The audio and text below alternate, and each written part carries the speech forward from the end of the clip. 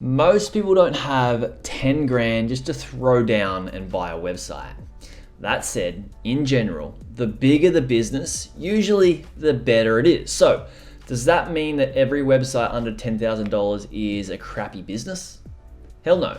What it does mean though is it's hard to find a good business at the lower end of the spectrum because there are many people trying to flog a failing business. So we need to avoid those dud websites for sale, which is why in this video, I'm gonna show you how to buy a cheap, but still a good website that's actually making money on Flippa. So if you're excited for me to share my screen with you and show you how to do this, can you please share some YouTube love with me and smash the like button? And I have to say, I've helped hundreds of people to buy websites. And I'm looking at websites all day, every day, which is why I decided to make things easier for myself and my clients. So I created a tool we all use to assess websites before we actually buy them. And through this video, I want to share that tool with you and how it actually works. But firstly, I have a disclaimer to make. I do say cheap in the title of this video, but I don't want you to buy a cheap business. Why? Because just like anything in life, you get what you pay for. And like the world's most famous investor, Warren Buffett, says, is it's better to buy a good business at a fair price than a fair business at a good price. So don't shop for a website based on its price alone. And don't try to get a cheap deal. Try to get a good deal. And a good deal is a good business. That does not mean you need to spend more than you can actually afford. It means if you have $5,000 to spend, then spend $5,000. But buy a business at $5,000 that makes less money and has less risk because it's a better business. Rather than buying a website at $5,000 that makes more money but also has more risks, which is a worse business, in my opinion. Now, obviously I'm talking to beginners here. If you have bought more than say 5 or 10 websites and you have the skills to then go away and choose whichever investment you actually like. Now, the first thing that we do before we go on Flippa is we need to work out something very important, right? I'm gonna show you where to buy these websites, but you need to work out what your budget is and also what type of business you actually want to buy. So for this exercise, let's shoot for say a $10,000 business that's an e-commerce business. But I'm curious as well, what type of online business are you thinking that you want to buy? Please let me know in the comment section below because then I can make more videos around that type of website business on how to buy it and how to grow it as well. So now that we know what type of business we want to buy and how much, let's jump on Flippa. If you haven't yet, create your own account on Flippa. And then we realized we wanted an e-commerce website. So let's click on e-commerce here. This is gonna show us a bunch of e-commerce websites, but it's also gonna show us price ranges that we may not actually be able to afford or even want to buy. So what we wanna do is we wanna scroll on down to where it says see more. And when you get to see more, click on see more, and then Flippa's gonna open up all the listings that it has on e-commerce businesses, and it's going to allow us to filter the type of business that we actually want to buy. So we want to buy e-commerce businesses, and you can choose whether you want to drop ship, a digital product business, Shopify, inventory holding, or what type of business you actually want to buy. But for us, we want to buy a website that's around the $10,000 price range. So let's put $5,000 in here and then put $15,000 as a max. So we can try and find something within our $10,000 price range. Maybe we'll go above, maybe we'll go below. But that's what we're gonna do, and that's how you start to find these types of e-commerce businesses on Flippa for the price range you actually want. There's other filtering suggestions you can use as well. We typically don't wanna buy something that's under even a year old, but we'll go 6 months for this example because there's probably not gonna be that many listings on Flippa left. So once we've done that, then we need to find a website that we feel is going to be a decent business, okay? So let's go away and find some websites that we feel are going to be aged, but also not too much risk and not too much hassle.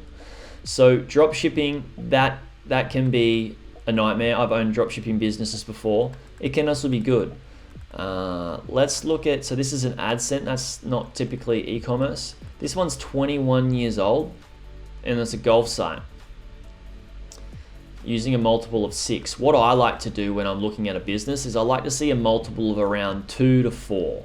The multiple is how much they're trying to sell the site for, how much you're going to pay the site for. So this 2.5 will be 2.5 is the annual net profit, right? Times 2.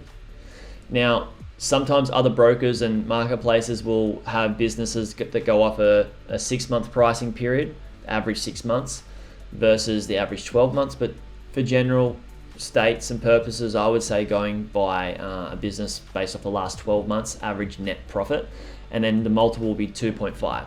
I try not to buy something that's less than a 2, or look for something less than a 2. The reason being is because when I do, usually that business has a lot more opportunity, but has a lot more risk as well. Maybe making more money, but usually I'm looking at buying a business that doesn't have awesome opportunities. That's not my goal here. I'm not buying a business based on opportunity alone. I'm buying a business based on how much risk it has, because the goal is, in my opinion, sticking to what Warren Buffett says, is the first rule of investing is to keep your capital. The second rule is to follow rule number 1. So let's not go too risky.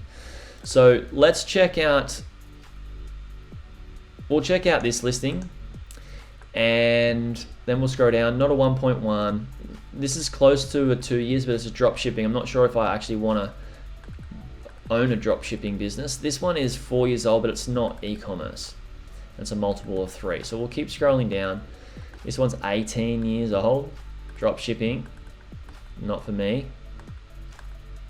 We'll keep scrolling down till we find something that we like, and then we'll go away and look at doing due diligence. So it's as you can see, these businesses drop shipping multiple of 0.2. I doubt it's making $5,000 in net profit, and they're only asking for $10,000. That means if you own this business for 2 months, you're gonna earn your money back, 100% of your money back in 2 months. So that's 100% ROI in 2 months. That is not realistic. We'll keep scrolling until we find something that it looks reasonable, because you don't want to waste your time. Here we go. This business here, it's a multiple of 3.6. It's drop ship, but we're going to look at it anyway. So the first thing that we want to identify when we're looking at these businesses is the risks they have. So let's look at the first business. Let's look at the risks. We want to verify the traffic and we want to verify the financials. So let's look at the traffic. Well, first of all, the revenue is declining over time. So we want to be asking, why is the revenue declining over time? Here's the revenue as well. So that's from Stripe. WooCommerce, so we've got 3 types of proof of funds. But here's the Google Analytics. So the Google Analytics kind of is, it's up and down, but over a year it's pretty, I'd say it's pretty average is 3,000 views per month, or 30,000 views per month, I would say. A very low bounce rate, which is insane, higher sessions, and long time on page. So this business, if I look at it, it's print on canvas business, 15-year-olds, runs in Singapore, globally run. So it's basically got prints that people can print anywhere in the world, and they're just selling those prints. I like to look at this. So they got 100% money back guarantee. So this is a decent looking business. Let's look at the second business. 5-year-old dropshipping e-commerce site. They've made $50,000 in its lifetime. They're selling it for $5,000. Let's look at the risks. So the traffic is slowly declining, and so is the financials. So you'd want to be asking, why is that the case? That's going down, but they've got very low time on page, very high bounce rate for an e-commerce business. That's not great. So I dare, and this looks like the business is actually costing them money. So I dare say it was probably making decent money until something happened here in December 2019, and then all of 2020, and they haven't even got up to date. Like when I record this is an end of 2021, start of 2022. So they haven't even got up to date financials. So I'm just going to say this business is not worth my time looking at. But before you look at any website business, and you need to really understand how to do due diligence. So what I want to share with you is my due diligence framework. Now, my due diligence framework, I've created this for myself to use when I'm doing due diligence and for my clients to use, so we can reduce the risk when we're buying websites, help us to identify what risks there are in the businesses and the opportunities. But it basically makes buying a website a lot easier. It takes the guesswork out of it because it asks the questions, all the questions you need to answer to be able to get an educated decision whether to buy the business or not. Scroll below, in the description of this video, there's going to be a link to my due diligence framework. You can get that and download it for free. This is what the due diligence framework actually looks like. You scroll through, there's a bunch of case studies and all that sort of stuff, but all these questions are things that you need to be asking about the business. About the traffic, you need to get confirmation on the SEO. I've also got links here that you can use to go away and fact and find that data, come back and put that data into the form there for you. So I'll make this super simple for you to understand. Getting proof of all the financials, getting proof of all the marketing materials, all the way from cost per acquisition to email marketing, and then the competitive research as well and the workload. And then the last questions are critical before you buy. What is the risk or the possible downside? And can you live with the possible downside? Some very critical questions. So go away and get that due diligence framework by clicking the link in the description below. Now, please just allow me to pause there because I'd like to ask you, what do you think? Please let me know in the comments below. What do you think is the type of website that you want to buy, so I can go away and create more videos around those types of websites, helping you with due diligence and helping you to grow those types of businesses once you've purchased them. YouTube watcher, what's up? It's Jared Krause here, and if you've watched this video up until now, please smash the like button. I'm really glad you liked the video. Also, thank you so much for watching, and I hope you're doing really, really good. I also wanted to ask you, please consider subscribing because my commitment and exploration on YouTube is about to explode. I'm talking stories, polls, more amazing content, more surprise and delight, and this is a time to subscribe. So I hope you consider it, and I hope to see you on the next video. Hey YouTube watcher, if you thought that video was good, you should check out this video here on the 2 best types of websites beginners should buy. Or check out my playlist on how I made my first 100K from buying websites and how to do due diligence.